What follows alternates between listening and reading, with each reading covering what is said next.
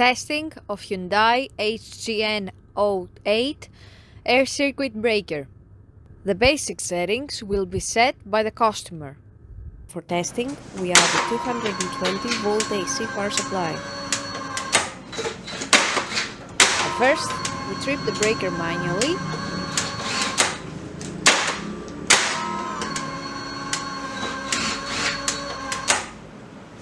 Then we trip the breaker with the help of the UVT.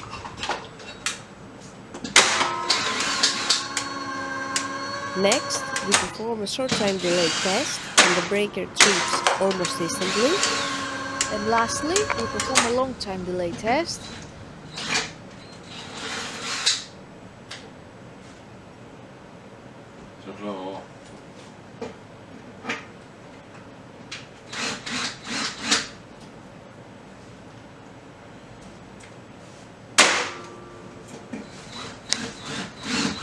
It is now clear that the air circuit breaker is working successfully and is ready to be delivered to the customer.